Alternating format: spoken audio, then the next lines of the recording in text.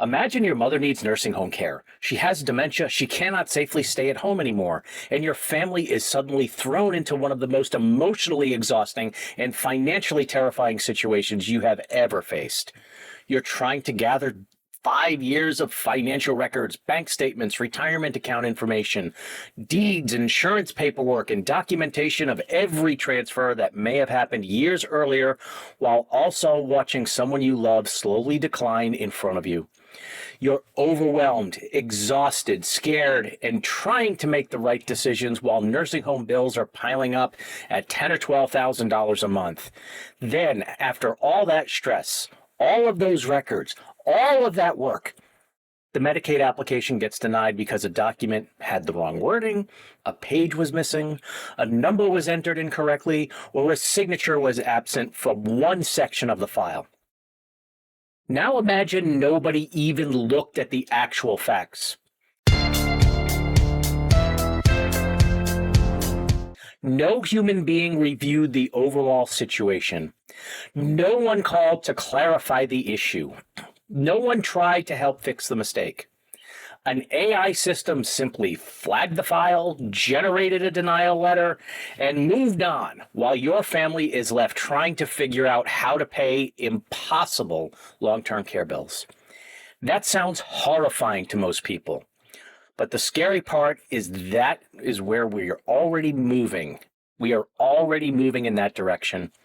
Insurance companies and government healthcare systems are increasingly being judged based on statistics, processing speed, and appearances instead of actual outcomes.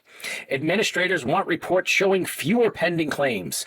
Politicians want numbers that look efficient. Insurance companies want shareholders to see reduced costs and streamlined systems. And one of the fastest ways to reduce a backlog is to not hire enough qualified people to properly review the claims. It is to aggressively automate denials. That means people with legitimate claims can suddenly lose care because of technical mistakes that an actual human being could have fixed with a 5-minute phone call. If you think that sounds exaggerated or overly dramatic, let me tell you about something that happened to me years ago that still makes me angry every time I think about it. Years ago, I was serving as a Kiwanis advisor to a Circle K club at a college. The club I was advising was struggling badly when the year started. Membership was extremely low. Leadership was disorganized, completely out there. Morale was terrible, but those students worked unbelievably hard to turn the organization around. They recruited constantly, expanded service projects, reorganized leadership responsibilities, created committee structures, and spent an entire year trying to build something meaningful instead of simply watching the club collapse. By the end of the year, the transformation was incredible. They had rebuilt the club through sheer effort, persistence, and commitment. Because of that turnaround, the students decided to apply for several district awards recognizing the work they had done. These were not simple forms where you checked a few boxes and moved on. The submissions required lengthy essay questions, detailed documentation of projects, leadership explanations, records of activities throughout the year, and even scrapbook-style presentations. One student even paid more than $50 out of pocket to FedEx the award submissions because they were terrified something would happen to them in the mail. And remember, this was more than 10 years ago. $50 was a huge expense for a college student. At the district convention banquet, everyone at our table was excited and proud. These students had poured their hearts into those submissions because they knew how hard they had worked all year long. Then the awards started being announced. Award after award went to other clubs, while ours received nothing. Finally, they reached the largest award of all, Outstanding Club. This was the submission the students had spent by far the most time preparing because it covered virtually every aspect of operating a successful college-level service organization throughout the entire year. Most clubs across North and South Carolina didn't even attempt the submission because it required too much work and too much documentation. Then the announcement came that no club had submitted for the award. I immediately turned to one of the Kiwanians sitting at our table because he happened to serve on the awards committee. I told him our club absolutely submitted that award. I will never forget his response. He casually said, "Well, the cover page was missing a signature, so we didn't even look at the rest of it." I honestly could not believe what I was hearing.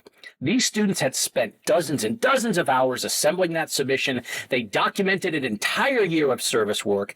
They used their own money to ship it. They sacrificed sleep, time, and energy rebuilding that club and putting together the award materials.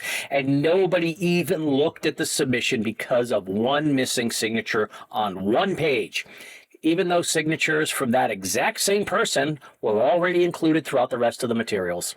I was furious. I told him all it would have taken was one phone call or one email to fix the issue. I asked him how anyone could justify refusing to even review the work over a technicality that could have been corrected in minutes. And he smirked. I swear to God, he smirked. "Rules are rules," he said. That was when the club president started tearing up. She quietly stood up and walked away from the table while the other officers sat there in complete shock. I told him angrily that if that was truly his attitude, then he had absolutely no business working with students in a civic organization, especially judging awards involving months of hard work and dedication. Someone tried calming things down, but I left the banquet table to go find the club president because she was devastated. The reason that story still stays with me all these years later is because that mentality is spreading everywhere. Probate attorneys don't like this information getting out because it makes people wonder whether probate really is a big deal or not. If this sounds different from what you were told, please leave a comment. And if you want more straight answers, like and subscribe. We are increasingly building systems where context no longer matters, intent no longer matters, and human judgment no longer matters. The only thing that matters is whether every technical box was checked perfectly according to the system. Now imagine that same situation, except instead of a college award submission, it's your father's Medicaid application. Imagine the missing signature is a bank statement uploaded incorrectly, inconsistent wording on a transfer document, a supporting document scanned out of order, or a financial record missing just one page. Now imagine instead of one smug volunteer refusing to review the file, it's artificial intelligence automatically generating a denial and no human was going to meaningfully review it at all because AI filtered it out. That's exactly where I believe healthcare and Medicaid are heading. Insurance companies are already heavily relying on AI and automated review systems to scrub claims for technical issues because denials reduce costs and they remove claims from the backlog. On paper, the system suddenly looks more efficient. Reports improve, statistics improve, administrators celebrate reduced delays, politicians claim they streamlined the system. But underneath those improved numbers are real people losing legitimate claims because of technical issues that could have been corrected quickly by a knowledgeable human reviewer. What makes this especially dangerous is that many people do not have the ability to fight through endless appeals and bureaucracy. Some people are too sick. Some are caring for spouses or parents. Some are emotionally overwhelmed. Others cannot survive financially while waiting months for appeals to process as nursing home bills continue to pile up. And Medicaid is uniquely dangerous because the rules are already extraordinarily complicated, even before AI systems become more involved in reviewing applications and documentation.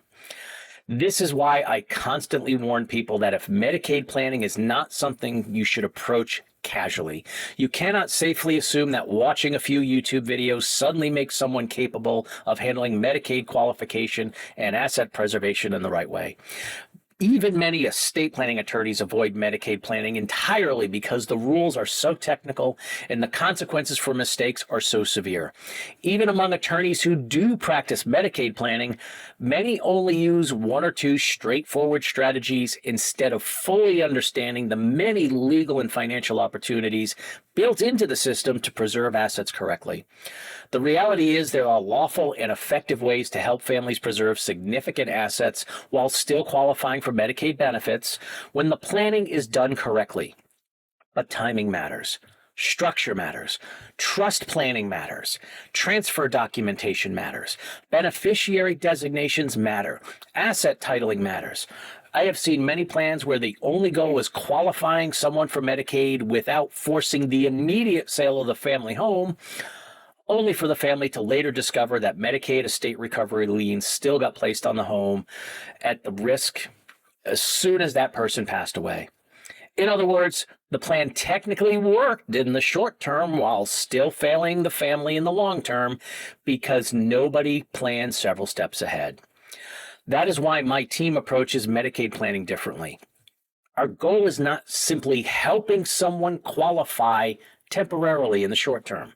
Our focus is on creating plans designed to preserve assets both during the client's lifetime and after death, so families actually keep what their loved ones intended to leave behind.